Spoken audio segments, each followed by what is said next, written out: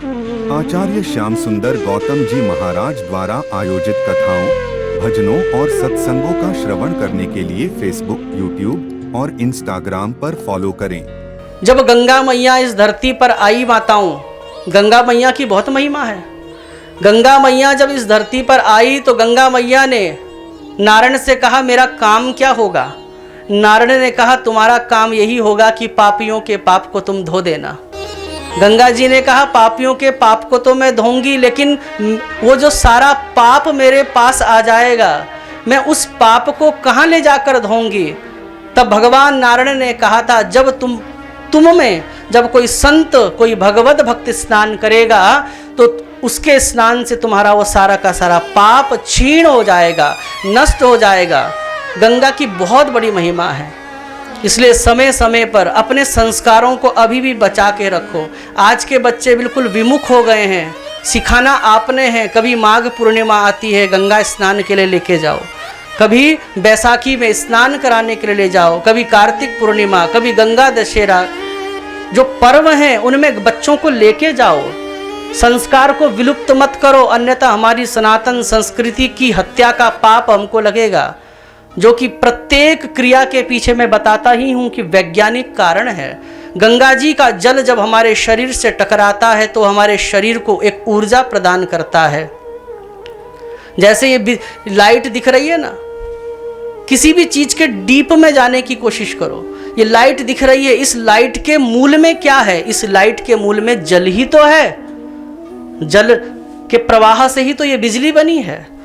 तो इसलिए जब आप गंगा जी आदि में स्नान करते हैं, जब वो औषधीय गुणों से संपन्न वो हिमालय से आता हुआ वो जो जल आपकी बॉडी से टकराता है, तो आपके शरीर में एक एनर्जी होती है, एक अद्भुत लाभ आपको प्राप्त होता है। मेरी अभी 5 साल पहले बहादुराबाद में कथा थी। बहादुराबाद में तो वहाँ के जो अरोड़ा जी थे, वो मुझे एक बार लेकर गए परमार्थ आश्रम में, हरिद्वार में ही। तो मैं घाट में गया तो वहाँ बहुत भीड़ लगी हुई थी। एक मशीन वहाँ पर रखी हुई थी, विदेश से लेके आए हैं उस मशीन को। तो मैंने उन अरोड़ा जी ने मुझे एक योगी जी से मिलाया, तो उन योगी जी से बात हो रही थी। मैंने कहा, ये मशीन क्या करती है? और उस मशीन को ऑपरेट कर रही थी विदेशी महिला। कौन कर रही थी? विदेशी महिला। करोड़ों की मशीन थी वो। तो मैंने जब पूछा कि इस मशीन का क्या काम है, तो उन्होंने बोला, अभी दिखाते हैं आपको प्रैक्टिकली। बोले, व्यास जी, पहले आप इस मशीन में बैठो और आपके बॉडी को ऊपर से लेके नीचे तक ये स्कैन करेगी और आपका ऑल ओवर बॉडी का एनर्जी लेवल क्या है ये बता देगी, कंप्यूटर में सब फिट कर लेगी। उसके बाद आप एक डुबकी, गंगा जी नीचे ही बह रही थी, एक डुबकी मार के आओ और फिर इस मशीन में बैठो, तब आप देखेंगे कि आपका एनर्जी लेवल कितना हाई हो जाता है। मशीन बता रही है और विदेशी आदमी उसको ऑपरेट कर रहा है, विदेशी महिला उसको ऑपरेट कर रही है। तो हमने जब देखा वहाँ पर वास्तव में वही पाया। तो गंगा स्नान का कितना बड़ा फल है वो विदेशी समझते हैं। इसलिए मॉरिशस में एक ऐसी नदी है कि भारत, वहाँ से कोई भी अगर कोई भारत आता है तो यहाँ से गंगा जल को ले जाकर उस नदी में गंगा जल को डालने की परंपरा है, डालते हैं। कल्पना कीजिए, हर काम में, क्योंकि जो चीज यूज होती रहती है ना उसकी वैल्यू बनी रहती है, इसीलिए हर काम में गंगा जल को उपयुक्त माना। इसलिए हर किसी के घर में गंगा जल होता है कैन में। चाहे हम 1 चम्मच डालें, 1 बूंद अपने पंचपात्र में डालें, भले ही हो सकता है वो 1 बूंद अगर आप डाल रहे हैं तो इतनी गुणवत्ता हमारे सामान्य जल में ना आए, लेकिन यूज होने से उसकी वैल्यू बनी हुई है। हमारी गंगा जी के प्रति श्रद्धा बनी हुई है। ये परंपराएं ऋषि बनाकर गए हैं। इसलिए उन परंपराओं में अगर आप सपोर्ट नहीं करते, अपने बच्चों को गंगा जी की महिमा से अवगत नहीं कराते, समय समय पर अपने बच्चों को गंगा आदि स्नान नहीं करवाते, स्विमिंग पूल तो खूब ले जा रहे हैं, आजकल गर्मी आ रही है, इसलिए इन चीज़ों से बाहर निकलिए।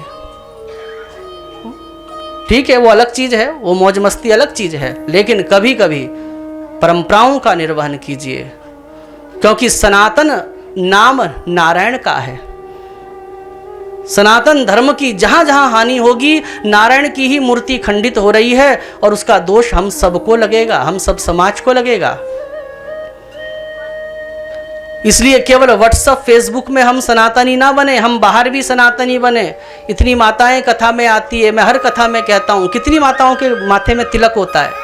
जब हम सनातन धर्म की रक्षा में एक माथे पे छोटी सी बिंदी नहीं लगा पाते, जब सनातन धर्म की रक्षा के लिए हम हाथ में एक धागा नहीं बांध पाते जो पूर्ण रूप से वैज्ञानिक है, क्योंकि जब हम इस माथे को इस प्रकार से दबाव बनाकर टीका लगाते हैं तो विज्ञान भी कहता है कि इस स्थान पर थोड़ा सा प्रेस करने से हमको शांति का अनुभव होता है।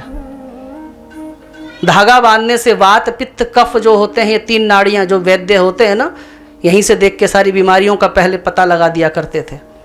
तो ये धागा बांधने से ये तीनों क्या होती हैं, मैनेज रहती हैं, व्यवस्थित रहती हैं। तो इसलिए कम से कम माथे में तिलक तो हो हमारे।